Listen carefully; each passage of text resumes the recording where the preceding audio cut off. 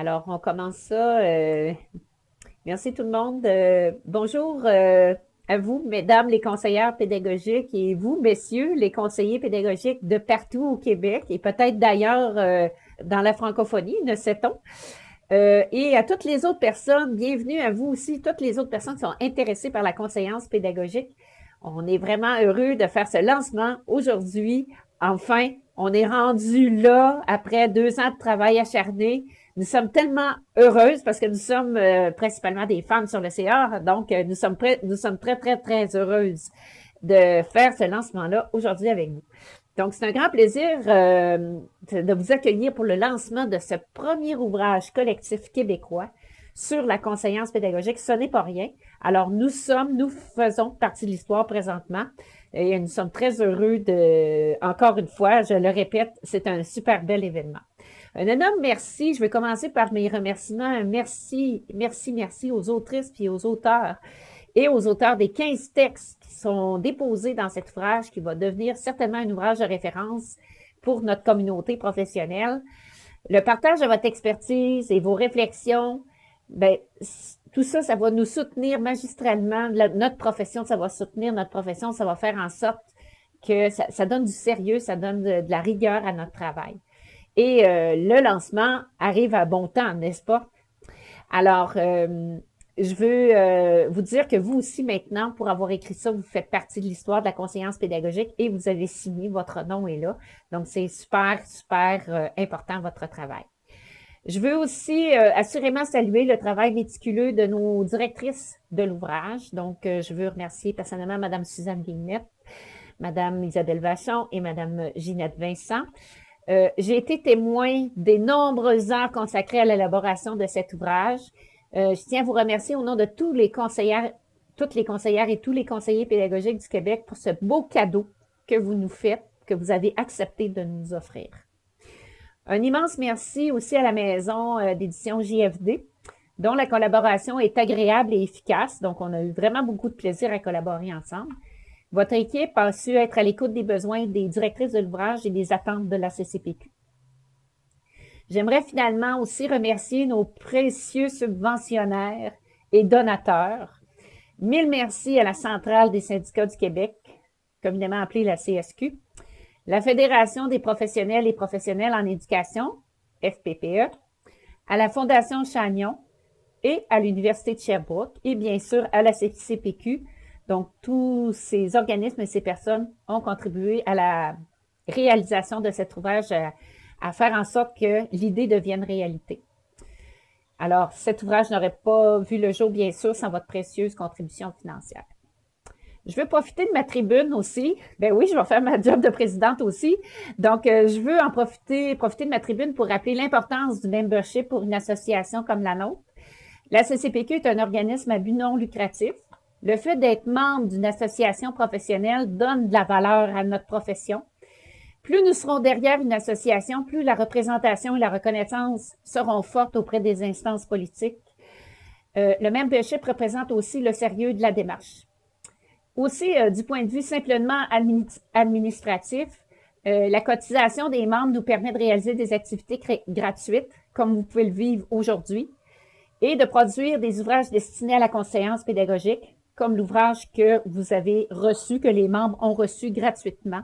Donc, c'est grâce à, entre autres, au membership qu'on a pu aller de l'avant avec ce projet. Donc, effectivement, tous les membres ont reçu une copie gratuite de l'ouvrage dans chaque centre de service scolaire francophone et commission scolaire anglophone. Donc, les membres ont reçu leur copie. Et en fait, on a donné aussi quelques copies dans les services comme ressources éducatives dans la bibliothèque des centres de services destinés aux conseillers pédagogiques. Je vous rappelle aussi que tous les membres du comité organisateur ainsi que les directrices de l'ouvrage s'impliquent de manière volontaire. Donc, nous sommes tous et toutes des bénévoles qui croient en notre mission sociale. Alors, si vous êtes intéressés, nos bras sont ouverts pour vous accueillir, pour venir travailler avec nous. Afin de s'approprier le présent ouvrage, la CCPQ annonce aujourd'hui qu'il y aura une suite au lancement. Donc oui, on vous a remis un ouvrage physique, mais il y aura des suites à ça. Donc, dans un esprit de formation continue, nous allons proposer des cercles de lecture l'an prochain, tout au long de l'année, en guise de formation continue, comme je disais, avec plusieurs auteurs et autrices qui ont accepté généreusement de venir animer leur chapitre. Donc, la formule sera à peu près d'1 heure en ligne, à peu près, là, et on va prendre un chapitre à la fois. Donc, selon les thèmes, vous pourrez vous inscrire au cercle de lecture que nous allons vous proposer. On va bien sûr déposer un calendrier en début d'année pour que vous puissiez planifier le tout. Alors, je vous remercie encore une fois de vous brancher au canal ACCPQ, disons-le comme ça. Je souhaite de tout cœur que vous profiterez de ce moment professionnel. Je vous souhaite aussi un beau lancement. Et maintenant, j'ai assez parlé, je vais laisser la parole à M. Jean-François Derry. Merci Marie-Josée, merci à tout le monde d'être là. Jean-François Derry, je suis l'éditeur de la maison d'édition qui avons eu la chance de publier l'ouvrage. Très bel ouvrage. Je tiens à remercier Isabelle Vachon, Suzanne Guillemette, Ginette Vincent et aussi tous les collaborateurs de l'ouvrage de nous avoir donné la chance d'éditer cet ouvrage collectif. Ce livre, pour nous, c'est une suite logique du référentiel de l'Agir compétent, publié en 2019 déjà. On avait eu la chance de publier l'Agir compétent, le référentiel. Ça avait été une partie de plaisir pour nous. Et ça fut également un succès dans le milieu. Et lors de la rencontre de la présentation du projet du livre collectif, on a été tout de suite emballé, tout de suite charmé par le projet, par le sujet du livre, par la qualité des textes des auteurs, qui, soit dit en passant, sont des CP sur le terrain et aussi des universitaires. Le rôle des CP est important et je pense qu'avec cet ouvrage, on met de l'avant l'apport crucial des conseillers pédagogiques dans le milieu des écoles et des équipes écoles. Cet ouvrage pose aussi un regard concret et approfondi en illustrant la réalité des conseillers pédagogiques avec des exemples concrets, des ancrages théoriques puis des références historiques. Merci encore aux directrices de l'ouvrage de nous avoir fait confiance pour la réalisation de ce beau projet. Et en terminant, j'en profite pour vous dire que le livre est présentement disponible sur le site web des éditions JFD. Il est également disponible dans certaines librairies, sur Amazon, sur les plateformes de livres numériques également, mondiales. Merci beaucoup et bon lancement. Et je vois qu'il y a quand même beaucoup de personnes qui écrivent dans le chat. On va toutes répondre à vos questions, ceux qui ont reçu leur copie, si vous questionnez sur est-ce que vous allez le recevoir ou non. Donc, on va répondre à ces questions-là sans problème. À la fin, il va y avoir aussi une période de questions pour celles et ceux qui veulent en profiter pour poser une question. Sur cela, je passe la parole à Mme France Jutra, préfacière du livre. Merci beaucoup. Alors, il me fait plaisir d'être avec vous aujourd'hui pour le lancement de ce livre. J'ai eu la chance de recevoir le livre vendredi dernier et j'avais lu les différents chapitres pour être en mesure d'écrire la préface, mais évidemment, on lit en cours de production. Alors, quand j'ai entre les mains, ça tient bien dans les mains, bien illustré. En didactique du français, on appelle la grammaire du texte. Donc, le fait que le texte soit présenté d'une façon très lisible, bien organisée, avec des schémas, avec des mises en perspective, mais tout ça aide les différents lecteurs à comprendre le contenu qui leur est proposé. Alors, bien sûr, j'ai le même livre que vous. Alors, j'ai vu les 15 chapitres, une introduction qui précède les chapitres, une conclusion à la fin du livre, des renseignements sur les auteurs, comme a dit monsieur avant moi, des universitaires, des conseillers pédagogiques dans la pratique, des formateurs. Donc, on a des personnes qui réfléchissent à l'agir professionnel des conseillers pédagogiques. Et le livre se termine par une conclusion et des références. Quand les directrices de la publication m'ont proposé de rédiger la préface, je leur ai demandé de lire les différents chapitres et j'ai vu les chapitres en production. Et bien sûr, le produit fini montre la qualité que j'avais remarquée dès le début, c'est-à-dire la possibilité de mettre en évidence des cadres de référence, des perspectives, des moyens d'analyser des pratiques, de se préparer à agir et d'analyser son agir. Alors, comme formatrice moi-même, j'ai toujours eu l'idée, dès le début de ma pratique professionnelle, qu'il était important d'avoir des outils de formation d'excellent niveau. Alors, les personnes qui sont en formation, et on peut parler de formation formelle, de formation informelle, parfois de l'auto-formation, quand on dispose d'un bon outil, on a une référence à mettre dans nos bibliothèques pour pouvoir y revenir, mais aussi quand on est dans l'action de se former ou de former d'autres personnes, on a quelque chose de très concret avec lequel on peut travailler. Alors, quand on a un livre entre les mains qui peut nous servir, on est heureux et surtout, on pense que ces livres vont permettre à tous les lecteurs et les lectrices de faire quelque chose d'important pour eux-mêmes, c'est-à-dire d'être outillés pour leur agir professionnel. Et ce qu'ils veulent au bout du compte, et comme le titre du livre y réfère, c'est non seulement pour soutenir le travail des conseillers pédagogiques, mais ce travail est au service des élèves qui se retrouvent dans nos écoles, donc de la réussite de la formation des personnes qui sont des citoyens en devenir ou des citoyens, parce qu'on peut se former à tout âge. Et l'idée, c'est vraiment d'avoir un matériel qui va nous aider à se former d'autres personnes. Et quand on a du bon matériel, on fait un bon travail et les personnes à long terme peuvent s'y référer. Alors, j'aimerais féliciter les auteurs qui ont contribué au livre, les éditrices qui ont mis leur temps et leur énergie au service des chapitres des auteurs. Je pense que le produit fini reflète la qualité de ce qu'on veut comme outil de formation et la qualité de ce qu'on veut comme formation pour les personnes au Québec. Alors, longue vie à ce livre, bel outil de formation et toutes mes félicitations aux auteurs, aux éditrices et aux responsables qui ont soutenu la publication et qui ont rendu possible, par exemple, la maison d'édition, cet outil extraordinaire qui va nous servir à tout le monde pendant plusieurs années. Félicitations. Merci beaucoup, Mme Jutra. On passe maintenant à la visite guidée de l'ouvrage par Isabelle et Ginette.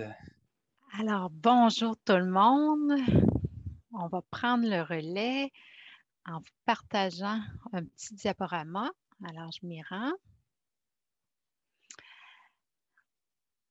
Ça ne sera pas très long. OK, je suis arrivée.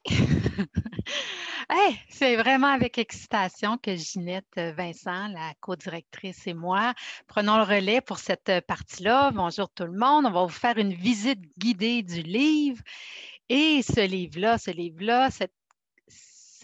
un collectif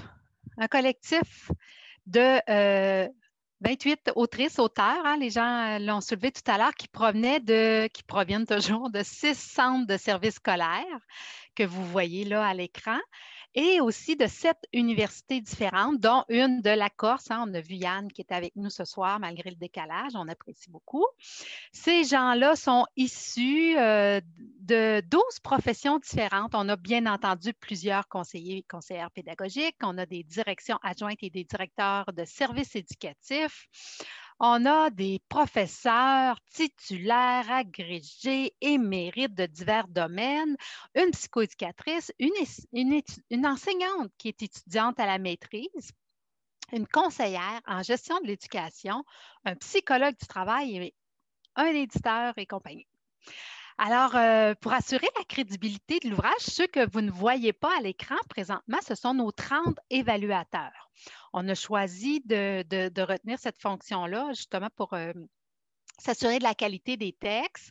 On avait 2 évaluateurs par texte, un qui était issu du milieu scolaire. Donc, souvent, c'est un conseiller pédagogique pour assurer la pertinence sociale, s'assurer que cet ouvrage-là serait utile pour les milieux scolaires, et un qui était issu du milieu universitaire pour la pertinence théorique, hein, ce qu'en dit la recherche et la contribution à la recherche de l'ouvrage. Alors, les gens ont fait une deuxième réécriture, les auteurs ont fait une deuxième réécriture à la suite de leurs commentaires. Alors, quel est le but du livre? On avait 2 questions à laquelle on voulait répondre. Qu'est-ce que la conseillance pédagogique et quelle est la raison d'être des conseillers et conseillères pédagogiques? Là, j'essaie de me promener en même temps que je vous parle. Je ne sais pas si je vais y arriver. Ah oui, voilà. Ce livre se veut, on l'a mentionné plus tôt, un apport pour illustrer, définir, voire enrichir, bien entendu, la pratique de conseillance pédagogique. Le but est bel et bien de distinguer la raison d'être des CP de celle d'autres professionnels du milieu de l'éducation.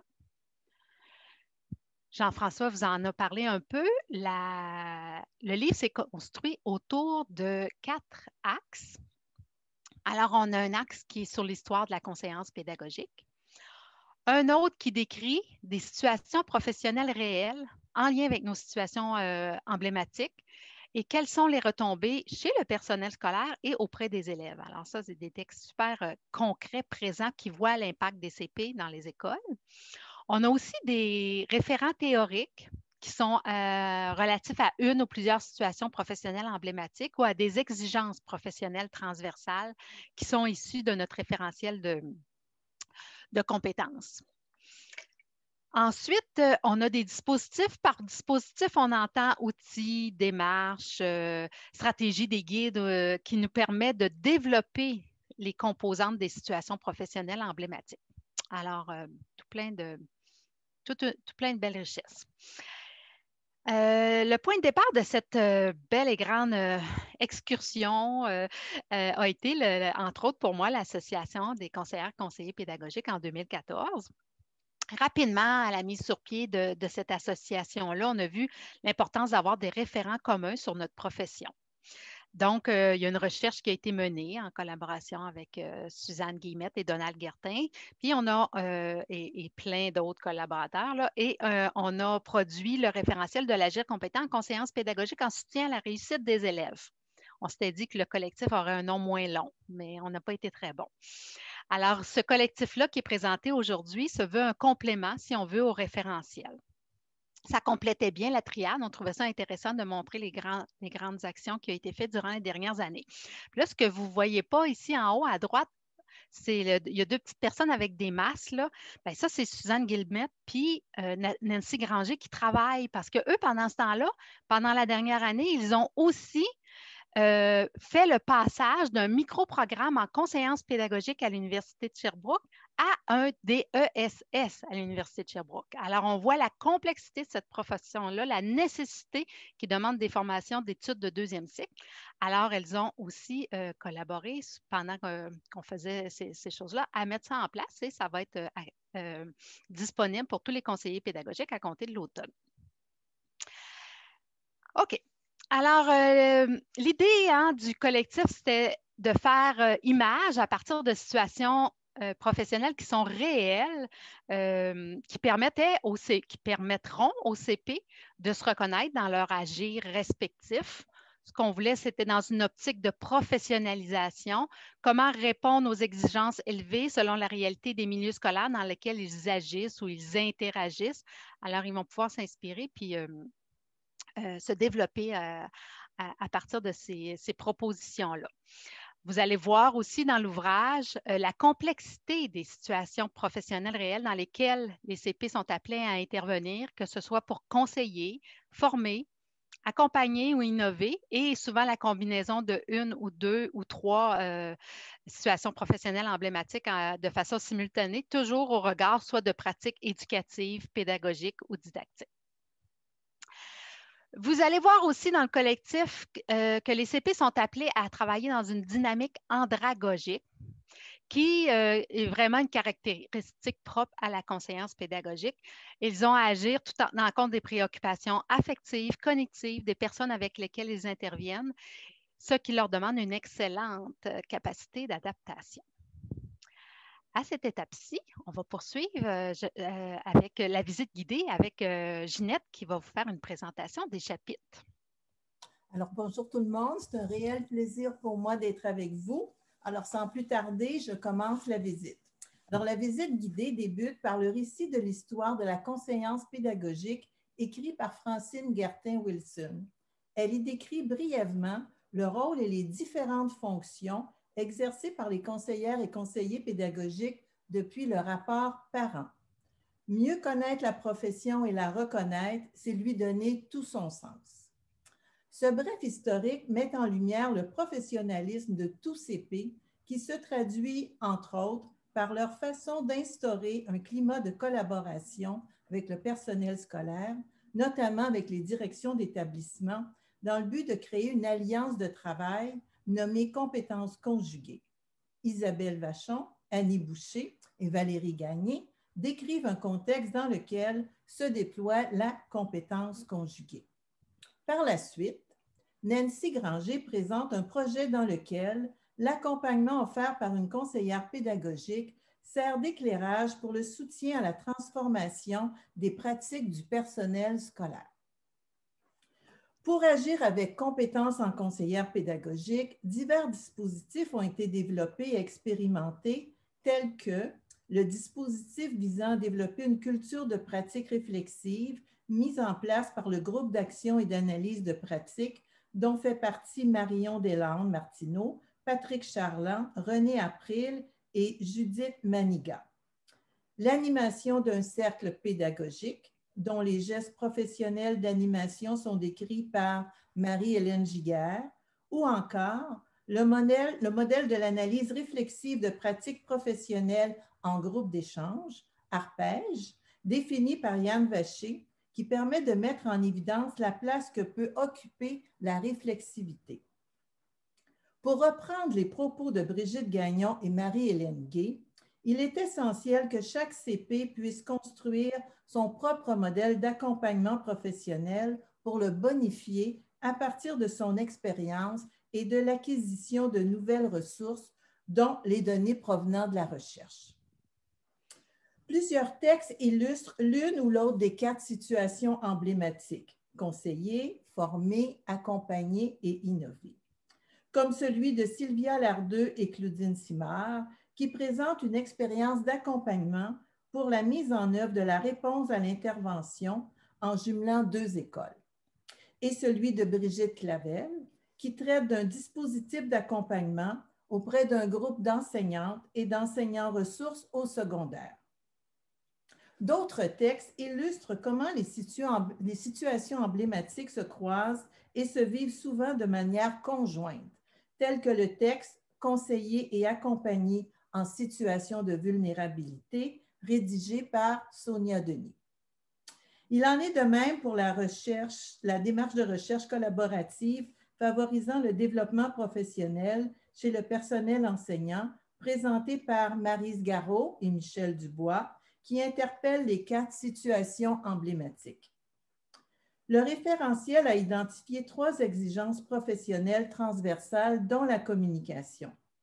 Isabelle Vachon, sous l'angle de la conversation courageuse, présente un procédé permettant au CP d'annoncer son intention et de vérifier si les collaborateurs sont disposés à l'entendre sur un sujet particulier.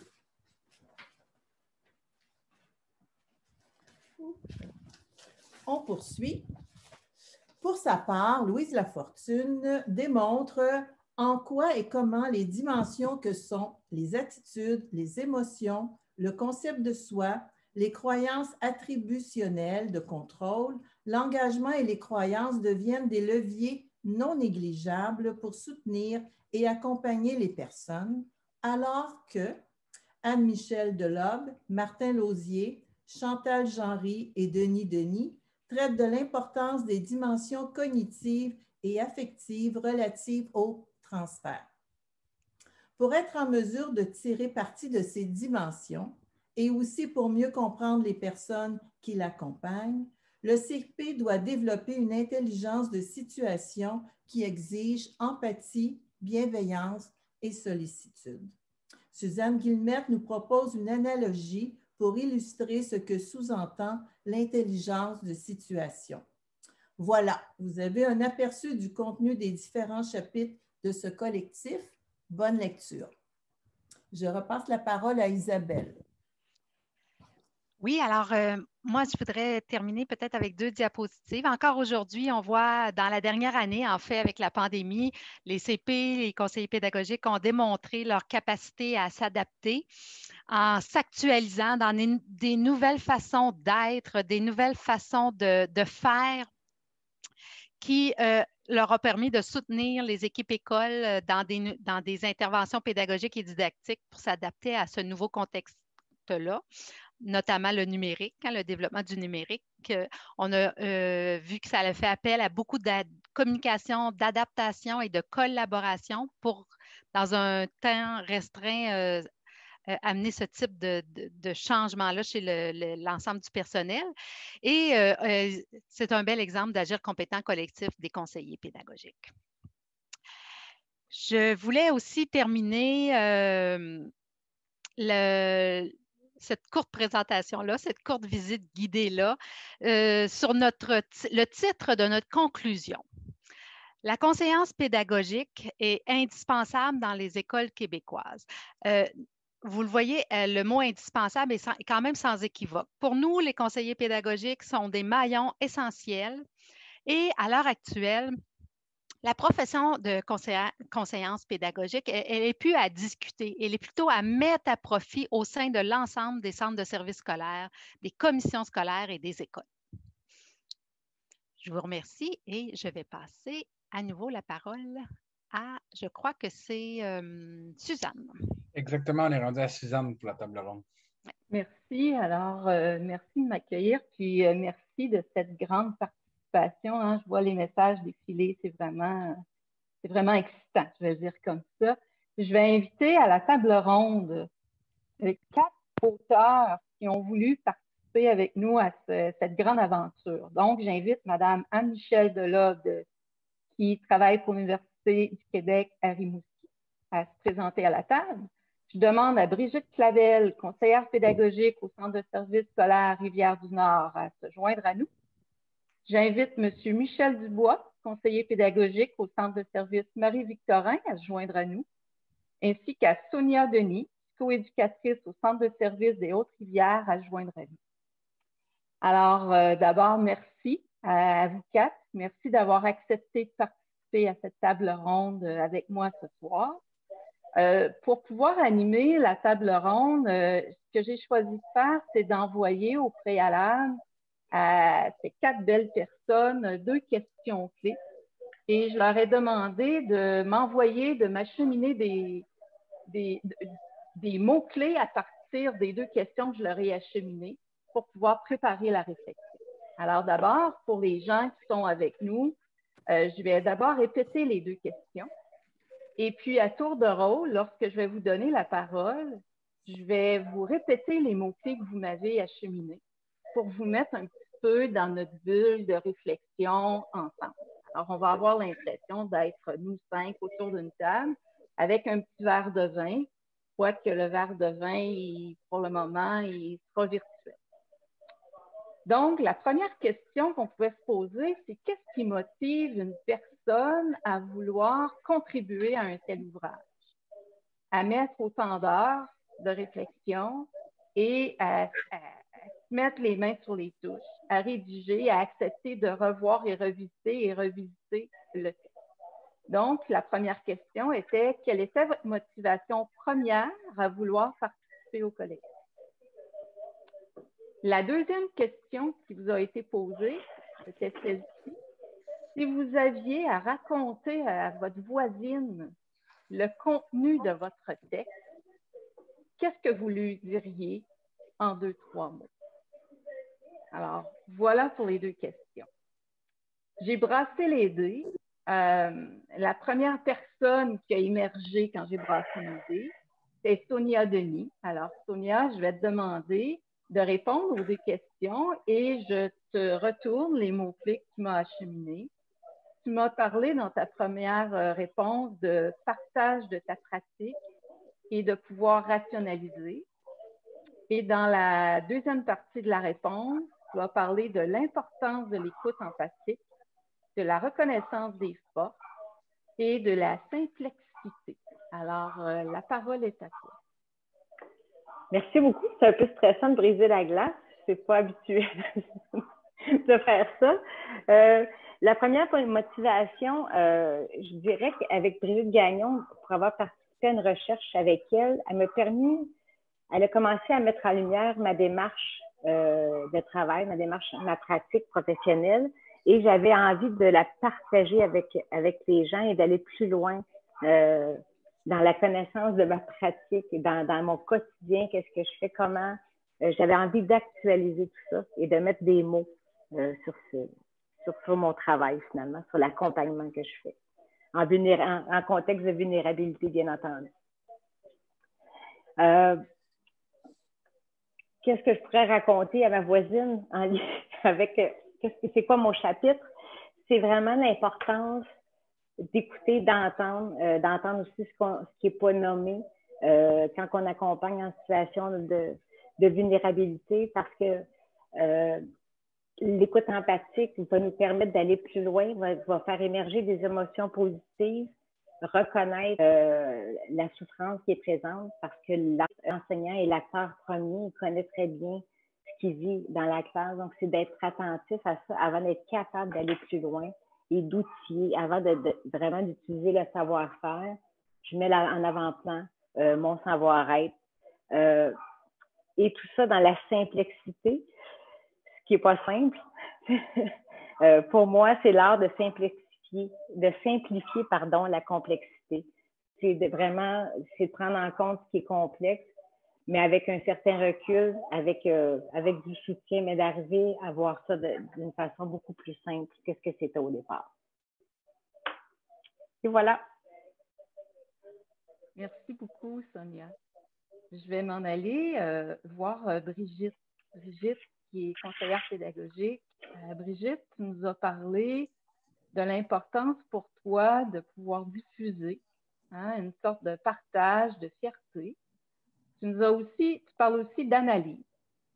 Et dans les 3 mots-clés par rapport à la deuxième question, comment tu pourrais raconter le contenu, tu parles de contexte d'accompagnement, tu évoques la collaboration et tu évoques aussi l'enseignement ressources. Alors, je te laisse un peu nous raconter ta réflexion. C'est pas plus facile en deuxième, Madame Denis, je tiens à vous le dire. En fait, moi, quand j'ai reçu l'invitation, je me suis tout de suite posé la question, est-ce que j'ai un intérêt à le faire? Puis pourquoi j'écrirais un chapitre, un texte concernant ma pratique? Puis je me suis surtout demandé, est-ce que je peux faire des liens entre ma pratique puis le référentiel d'agir compétent qu'on avait reçu peu de temps avant? Puis ça m'a amené à analyser une situation à laquelle je pensais à ce moment-là, qui représentait au moins 3 des 4 situations emblématiques qui nous étaient présentées dans le référentiel. Donc, je voyais l'occasion de faire l'analyse de mon dispositif, puis de constater aussi mon effet CP et le chemin que j'avais parcouru à travers cette démarche-là. En écrivant le texte, ça m'a permis donc de diffuser cette information-là, de la partager, de la rendre accessible aussi parce que j'en étais fière, oui, d'abord, mais aussi parce que ça illustrait bien, selon moi, ce que c'est qu'un CP. Et un CP généraliste à ce moment-là, parce que souvent, quand on pensait CP, on pensait CP disciplinaire. Donc, en cours de route, pendant que j'écrivais, j'ai appris qu'on me retirait le dossier généraliste, en fait, que ce dossier-là n'existerait plus. Donc, ça a mis fin à cette démarche-là, mais en même temps, ça a bonifié la motivation à faire paraître le texte pour que les gens connaissent ce travail transversal-là qui avait été fait. Puis, sans vouloir politiser mes propos ou répéter ce que d'autres ont dit, c'était l'occasion de démontrer que le rôle de CP, ce n'est pas juste un rôle de pelleteur de nuages, qu'il y a une portée concrète, puis de le faire valoir auprès du plus grand nombre possible. Donc, je je me suis posé la question si je racontais ça à ma voisine, est-ce qu'elle est dans le milieu de l'éducation ou non? Est-ce qu'elle sait ce que c'est qu'un conseiller pédagogique qu'on mêle souvent avec le conseiller en orientation, peu importe? Mais bon, je me suis dit qu'elle devait en connaître un petit peu. Alors, je lui présenterai mon texte comme étant un dispositif d'accompagnement que j'ai fait auprès d'une équipe enseignante, d'enseignants et d'enseignantes ressources de différentes disciplines dans une école secondaire. C'est un accompagnement que j'ai fait pendant 3 ans, à travers lesquels j'ai pu parcourir 3 des 4 situations emblématiques. D'abord, j'ai conseillé la direction adjointe, ce qui m'a mené vers une formation. Puis pendant la formation qui a duré 20 semaines, on a travaillé sur les pratiques d'accompagnement et d'enseignement efficaces. Et à la suite de cette formation-là, les gens ont voulu poursuivre par un accompagnement. Ça n'aurait pas été possible si je n'avais pas eu la collaboration. Je ne sais pas combien de temps j'ai. Je suis désolée, Mme Guillemette, vous me ferez signe. Donc, ça n'aurait pas été possible sans la collaboration et le travail de compétences conjuguées. Collaboration d'abord avec l'équipe enseignante pour poursuivre et compétences conjuguées, entre autres, avec la direction adjointe avec laquelle j'ai travaillé à travers ça. Donc, le tout basé sur des données probantes. Je pense qu'un travail de conseiller pédagogique, tu ne peux pas faire ça seul, c'est collectif, ce n'est pas individuel. Et ça nous a amené à développer leur entraide, leur capacité à résoudre des situations problématiques en équipe, à établir un portrait de situation, à mettre en place des choses en cours de route. Puis j'ose espérer qu'à travers tout ça, c'est des effets que j'ai pu avoir sur cette équipe-là. Voilà. Merci beaucoup. Déjà, on voit bien qu'entre le référentiel de l'agir compétent et puis ce que vous nous apportez déjà dans les 2 premières présentations, entre la situation emblématique et les situations réelles, il peut y avoir certaines différences. Puis on voit bien dans les propos que vous apportez l'importance de simplifier des éléments pour assurer la compréhension dans l'écoute attentive, mais aussi que dans une situation, on peut toucher aux différentes situations emblématiques. Alors, on ne travaille pas en silo, mais bien on travaille en interrelation. Ce qui nous amène je vais aller voir Michel Dubois, qui est conseiller pédagogique au Centre de service Marie-Victorin. Michel, je te relance les 2 mêmes questions et dans tes réponses, tu m'as envoyé comme mots-clés d'abord formalisation et diffusion et ensuite tu m'avais envoyé réflexivité, collaboration qui revient et posture. Alors, la parole est à toi. Oui, alors bien tout d'abord, je dois vous dire que cet écrit est en collaboration avec ma collègue Maryse Garot, qui, elle, dans son doctorat, avait formalisé une démarche réflexive structurée qui permet aux étudiants donc, de relever le défi de la profession enseignante dans le cadre de leur dernier stage et donc de la rencontre avec Maryse autour d'un projet commun qui était dans les parcours de formation axés sur l'emploi et qui était axé sur la régulation des activités en stage des élèves. Alors, pourquoi formalisation? Eh bien, on avait donné, Maryse et moi, plusieurs conférences dans plusieurs congrès, mais écrire nous a permis de revoir notre démarche, d'y apporter des ajustements, des précisions. Et puis, il faut bien le dire, les contraintes de l'écriture, on avait un nombre de mots maximum, nous ont aussi obligés à faire des choix éditoriaux. Et finalement, la richesse de la critique constructive des évaluateurs nous a permis finalement d'aller plus loin puis d'étayer davantage notre pensée. Voilà. Et puis pourquoi diffusion? Eh bien, parce que les paroles passent, mais les écrits restent. Alors, parfois, on donnait des conférences et puis nos auditeurs nous disaient « Avez-vous quelque chose à nous fournir? » Et puis, PowerPoint peut-être, mais c'était loin d'être suffisant. Alors, on est content finalement de laisser une trace pour laisser la chance au lecteur d'y revenir par la suite. Voilà. Et puis, pour nous aussi, finalement, quand je l'ai relu hier, quand on le relit avec un œil extérieur, c'est bizarre, mais c'est comme s'il ne nous appartient plus et puis on le relit avec un autre œil. Alors, qu'est-ce que je dirais à ma voisine? Eh bien, je choisirais premièrement une voisine qui connaît le monde de l'éducation. Je vous le dis tout de suite, là, ça va être beaucoup plus facile. Réflexivité. En effet, la mise à distance de l'action par une réflexion sur l'action et donc une réflexion sur la situation de l'enseignante va favoriser une meilleure compréhension et un réinvestissement donc, pour cette enseignante pour sa pratique transformée. Finalement, réflexivité, comme objet de réflexivité, un retour sur soi. donc en se prenant comme objet de réflexivité. On conçoit la réflexivité comme étant un levier de développement des compétences professionnelles. Donc, on pense que les expériences vécues, maintenant analysées, critiquées de façon constructive, vont permettre à l'enseignant de se développer professionnellement. Finalement, on propose un processus d'objectivation et d'explicitation de la pratique. Et on utilise dans notre démarche le modèle de régulation de l'activité du CP. D'ailleurs, j'espère bien l'utiliser aussi dans le prochain cours au DESS sur l'insertion professionnelle. Je pense que ça va être très porteur. Collaboration. Collaboration, tout d'abord, quand on parle de collaboration, on va parler de qualité de la dynamique relationnelle qui, pour nous, vraiment est à la base de notre démarche. Et pour que cette qualité ait lieu, elle doit s'actualiser par la construction d'une réalité de confiance mutuelle, d'ouverture et de respect mutuel aussi. Collaboration pour avoir un but commun.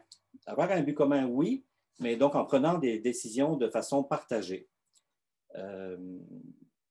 L'idée, c'est de dégager une marge de manœuvre. Donc, l'idée pour l'enseignant, c'est de lui dégager une marge de manœuvre en augmentant ses ressources et en diminuant les contraintes qui sont reliées à l'activité enseignante. Et là, vous reconnaissez peut-être notre approche qui vient de l'ergonomie. Voilà. Donc, collaboration, eh bien, finalement, ce sont les interactions entre les deux acteurs qui vont permettre d'étayer l'activité réflexive. Alors, vous voyez le lien entre la collaboration et la réflexivité. Finalement, pour nous, c'est important de considérer le bien-être de l'enseignant dans la mise en place de son plan d'action. Et en fait, dans notre écrit, on a écrit bien-être de l'enseignant, mais on a évolué depuis, puis on pourrait parler aussi du bien-être du CP et aussi d'ailleurs du bien-être des élèves. Finalement, on veut vraiment tenir compte chez notre enseignant de sa zone de transformation de pratique, donc de son espace de partage, son espace d'écoute, son espace d'écoute des idées des autres et aussi son espace d'engagement. Alors, je terminerai aussi par les postures.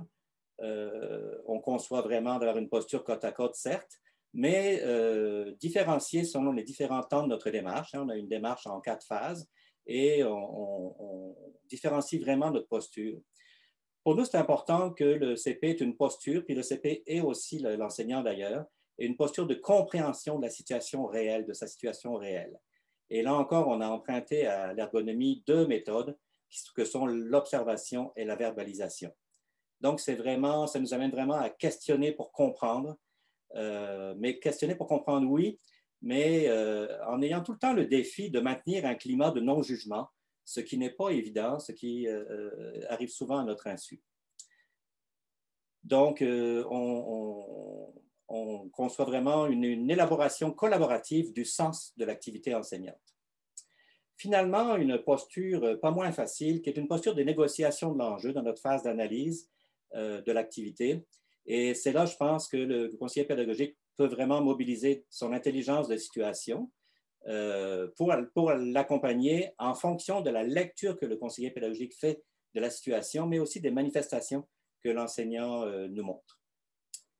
Donc, cette posture va se réaliser à partir d'un entretien de co-explicitation dans le but de cibler des explications qui sous-tendent la problématique, de formuler des hypothèses pour comprendre ce qui se passe et finalement de fonder son point de vue sur des recherches, des théories, des référents, des conceptions. Donc, l'enjeu finalement qui était au point de départ, on pense que si maintenant il est compris, cerné, contextualisé, on va pouvoir passer à la dernière posture qui est la posture de co-construction dans la planification de l'activité à transformer, mais toujours dans le but de l'autonomisation, difficile à dire, mais c'est ça qu'on vise. On vise finalement l'autonomie de l'enseignant. Alors, j'en aurais terminé pour cette présentation. Merci beaucoup, Michel. Et puis, on va déjà faire le pont avec la prochaine présentation de Anne-Michèle Delhomme, qui vient de l'Université de Québec à Rimouski. Et dans les premiers mots que tu nous as envoyés, Anne-Michèle, en réponse aux 2 questions, tu nous parles justement de transfert des connaissances et accompagnement sur ta motivation. Alors, je vais te laisser évoqué ta réflexion là-dessus. Et tu nous parles aussi, si tu avais à raconter à ta voisine le contenu du texte, tu nous parles de transfert des apprentissages, de soutien et de personnel scolaire. Alors, la parole est à toi. Merci. Donc, bonjour tout le monde. Oui, en fait, transfert en fait, des connaissances, c'est un mot qui a été spécialement choisi là, en termes de motivation. Je suis très axée sur la définition des concepts. Puis ici, en fait, on le retrouve dans le titre de notre chapitre de moi et en fait de mes co-auteurs, là, donc Martin Lausier, Chantal Genry, Denis Denis. Donc, en fait, le transfert des connaissances est super important. Quand moi, je suis professeure à l'université, donc je ne suis pas conseillère pédagogique, là, mais en fait, la circulation des savoirs, le fait d'utiliser certains cadres théoriques, mais pouvoir vraiment les réfléchir en application, en cohérence avec la pratique, bien entendu, puis avec des spécificités qui sont particulières au milieu. Donc ça a été une motivation à écrire dans ce chapitre-là, dans ce collectif, en fait, destiné aux conseillers pédagogiques, donc de réfléchir, puis j'en parlerai tout à l'heure, en termes de problématique du transfert, qui est quand on s'intéresse au développement professionnel, c'est ici je peux faire... si je peux faire du pont entre les deux, c'est-à-dire mes motivations et puis le contenu de mon chapitre. Donc, le transfert, c'est sûr que c'est super important qu'on s'intéresse au développement professionnel de nos enseignants. Il faut penser aussi à comment est-ce que tout ce qu'on peut apprendre en formation continue, qui aurait pu être un autre mot-clé là, pour résumer mon chapitre, donc développement professionnel, ce qu'on apprend en formation continue, comment est-ce que ça peut être mis à profit, puis comment est-ce que c'est appliqué finalement? C'est ça l'enjeu, c'est qu'on va beau donner beaucoup de formation à nos enseignants, mais qu'est-ce qui va faire en sorte finalement que ça va être une formation efficace, comment est-ce qu'on va faire en sorte que pour que nos enseignants puissent appliquer, mobiliser les acquis dans leur pratique, dans leur quotidien finalement. C'est là que les conseillers pédagogiques jouent un rôle essentiel. Donc, le chapitre, en fait, vise notamment à ça, à comment accompagner, comment soutenir de façon quotidienne nos enseignants qui, justement, suivent à différents niveaux là, des formations, donc de développement, qu'elles soient formations formelles ou informelles, bien entendu, donc par des activités de mentorat, de quelconque façon. Donc, comment est-ce qu'on peut, nous, comme conseillers pédagogiques, finalement, mobiliser d'autres acteurs scolaires pour soutenir nos enseignants au quotidien? Donc, on a identifié différents leviers dans le chapitre, donc qui, selon la littérature, bien entendu, peuvent contribuer au transfert. Donc, en parlant de moi comme individu, qu'est-ce qui est susceptible d'influencer mon transfert? On peut penser bien sûr à la motivation, au sentiment d'efficacité personnelle, à quel point je me sens capable justement de transférer. Donc, par exemple, si on suit une formation en gestion de classe, à quel point je me sens capable de bien gérer ma classe. Donc, comment est-ce que le conseiller pédagogique justement peut influencer sur ça, sur le sentiment d'efficacité personnelle de l'enseignant, sur sa motivation, que ce soit à suivre la formation, donc à différents moments avant la formation, pendant, mais aussi après. Donc, il y a tout un rôle à jouer. Donc, bien entendu, on s'intéresse aussi à différentes caractéristiques qui sont en lien avec la formation. Donc, de quelle façon est-ce qu'on peut mettre en place une formation dite de qualité aussi, une formation qui va utiliser ce qu'on appelle dans le milieu un design pédagogique, là, donc des activités stimulantes, des activités qui sont axées sur le terrain, qui permettent de donner de la rétroaction à nos enseignants aussi, qui leur présentent des cas qui sont justement susceptibles d'arriver. Mais aussi, une fois que la formation est terminée, ce n'est pas tout, il faut les soutenir. Donc, le soutien passe aussi par peut-être les collègues, les activités qu'on peut mettre en place dans les écoles, plus spécifiquement dans les milieux, par la direction, bien entendu, la valorisation de ces acquis-là de formation. Donc, petit portrait ici assez rapide, mais j'espère que ça vous donnera envie de lire ce chapitre, donc le consulter, qui est beaucoup plus détaillé que ma petite présentation ici. Là. Donc, merci. Merci beaucoup. En fait, on voit bien l'importance de l'interrelation entre la pratique et la théorie que vous nous donnez comme motivation à entrer dans les chapitres, à aller lire, puis à aller analyser, puis après ça, refaire un transfert dans le milieu. On voit bien aussi à la fois la complexité et la spécificité d'une fonction en conseillance pédagogique. Puis, on voit bien l'importance de cette interrelation, je dirais, entre humains, entre la personne qui se met dans une posture d'accompagnatrice versus la personne qui est accompagnée, mais qui, à son tour, va pouvoir accompagner mieux les élèves, etc., etc. Et aussi l'importance de développer l'autonomie des gens qu'on accompagne dans le milieu. Alors, on vous donne en fait un avant-goût pour pouvoir entrer dans cet ouvrage, puis aller analyser chacun des chapitres. Et comme disait Marie-Josée tantôt, on va avoir la chance dans la prochaine année de pouvoir les retraiter. On aurait voulu faire une table ronde où tous les auteurs auraient pu venir nous parler, mais on va laisser ça à l'évolution de la réflexion en cours d'année prochaine. Alors, tiens à vous remercier, les membres de la table ronde, d'avoir accepté de venir vous asseoir avec moi aujourd'hui pour nous donner, je dirais, le goût de continuer cette réflexion. Jean-François, la parole est à toi. Bien, merci beaucoup. Merci d'avoir fait cette table ronde fort intéressante. Le lancement tire à sa fin, donc 10 minutes. On a prévu une période de questions de la part des auditeurs. En fait, on a deux façons de poser des questions, soit par le chat ou soit par le module questions-réponses. Si jamais vous voulez prendre la parole également, vous pourrez. Je vais en profiter pour répondre à une question qui revient souvent par rapport à est-ce que vous avez reçu votre copie ou est-ce qu'une copie vous est adressée, vous vous demandez en fait si vous avez le droit à une copie. Pour cette question-là, je vous invite à communiquer directement avec l'association par courriel. Eux, ils ont réservé des exemplaires pour ça et ils sauront répondre à cette question-là.